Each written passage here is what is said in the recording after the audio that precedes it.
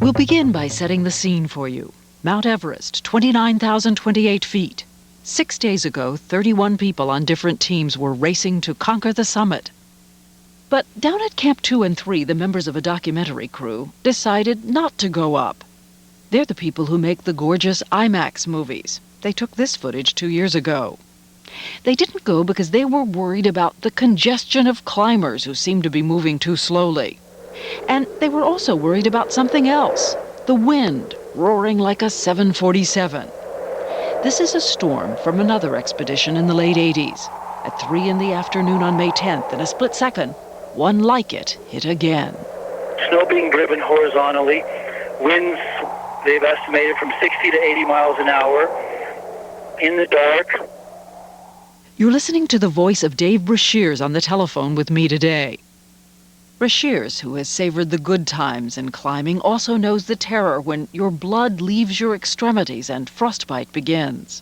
It starts out bone white and cold and hard to the touch. A day or two later, the skin becomes black, blisters form, the skin ruptures. It looks like cold gray flesh. Before his climb, this was the face of Seaborn Weathers, a doctor. This was Seaborn Weathers in Frankfurt, Germany today, after the frostbite, remembering the storm. My right hand started to freeze with the glove on it.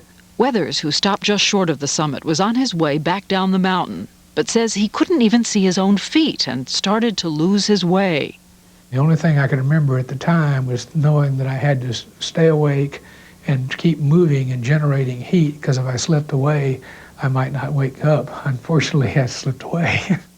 Through the night, in temperatures 30 to 40 degrees below zero, he lay frozen in the snow, unconscious. He didn't know he was a few hundred yards from other climbers in tents here at Base Camp 4. At 9 in the morning, they found him, and I think it was Sherpas and someone else, and pronounced him dead. Were you aware that at some point a couple of people came out and decided that you had died? No. The next thing I remember was I thought, well, this is a dream, and if I just kind of go back to sleep a little bit, in a second I'll sort of wake up and it'll be warm and comfortable and all of this will be over. And how did you rouse yourself? At some point in there, I said, this is not a dream, this is really real. And if I don't start doing something about this thing, it's going to be over pretty quickly. So it was a decision to live. Well, I had a lot to come back to, and it's a little hard to verbalize on that without becoming very emotional, but I had reason to go on living. How did you know which direction to walk? I thought to myself, well, I'm going to face into the wind, I'm going to walk forward, and I'm either going to walk off this mountain or I'm going to walk into a tent, one of the two. And I lucked out. Hour after hour, he walked on his frozen feet. I kept walking off little ledges, and I'd take these drops of 5 and 6 feet. And since I knew my hands were frozen, I'd try to protect them, and I'd just sort of roll on my back, and then every time I did that, I'd hit back of my head. And it was a little light show, but then I'd get back up and keep on rolling. While Weathers was groping his way through the snow, down at Camp 3, veteran climber Ed Viester of the IMAX team heard a crackle on a camp radio. And then the voice of his friend, Rob Hall from New Zealand, the seasoned leader of one of the expeditions who had stayed behind on the summit to help a less experienced climber. That climber had died, and now Rob Hall was in trouble. He said he was having uncontrollable shakes. And we said, Rob, you have to get going. You have to start moving. By radio, they cajoled him. They begged him. And over 3 hours, he seemed to be indicating he was on his way down. And then he admitted, I can't move. You have to send someone up to me. I just can't move. And it was real emotional because I was on the radio with him, and I'd known him for a long time. And there was absolutely nothing we could do. What they did was patch through a call on the radio to his wife, Jan. He told me on the final radio phone call that not to worry about him too much. He somehow managed to impart some peacefulness to me, because then I slept for 6 or 7 hours, which was most remarkable. And he said, okay, I'm going to turn my radio off now to save batteries, and I'll talk to you again tomorrow morning. But we never heard from Rob again. But his friends at camp were helpless and without hope. And you knew that meant the end. Yeah, I did.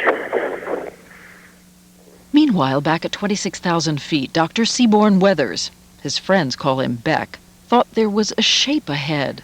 Actually, I thought it was a rock, a nice smooth blue rock, and because by this point I was hallucinating and rocks were starting to move around a lot. And the closer I got to it, all of a sudden a figure stood up and I said, "That's not a rock." This figure staggering towards camp, his face white with frostbite, and it was Beck. And Beck had just miraculously come back from the dead. I basically started waving my little flappy frozen arms, and one of the climbers, Pete Athens, came out and grabbed me by the hand and pulled me into Scott Fisher's tent. Do you remember what you said when you walked in the tent? Not really. I was just so grateful to see him. You know, I gotta grab old Pete Athens and give him a big kiss on the cheek. This guy should have been dead. Any 100 people would have died that night. And to us, it's a miracle story. He came back from the dead. It would take more than 7 hours for Todd Burleson, Pete Athens, Brashears, and others to lead Weathers a little further down the mountain, actually guiding his feet. There, with their hands, they carved out a kind of landing pad, hoping that a brave helicopter pilot from Nepal could make a rescue there, higher than had ever been made before. And to help the pilot identify the makeshift landing pad, someone had a stroke of genius and a bottle of Kool-Aid. We poured the Kool-Aid in the shape of an X, and the pilot landed right on it. Earlier today, the IMAX team said a prayer for Rob Hall and the 7 others who died. But as soon as the wind permits, they're going to pack up and head for the top of Everest, a mountain they respect but continue to conquer. I think we've learned a lot, but I don't fear Everest. I think I'll be maybe perhaps more cautious, but I don't fear Everest itself. It's just a mountain. We're all trying to understand how we're going to cope with the fact that if we climb to the top, we will have to pass the bodies of people who were good friends of ours. But we're climbers and we're professionals. Keep your fingers crossed for good weather, Diane. I will. As for Beck Weathers, he's going home to see his family. I'm just looking forward to seeing them tomorrow, and we'll just hug them until they just don't hardly hug no more. The PBS program Nova will continue to follow the progress of that photographic team online.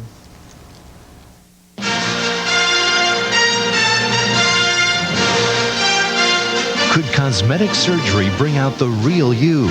We'll show you the new techniques, even one that could be done on your lunch hour. Primetime Live, brought to you by Chrysler, leaders in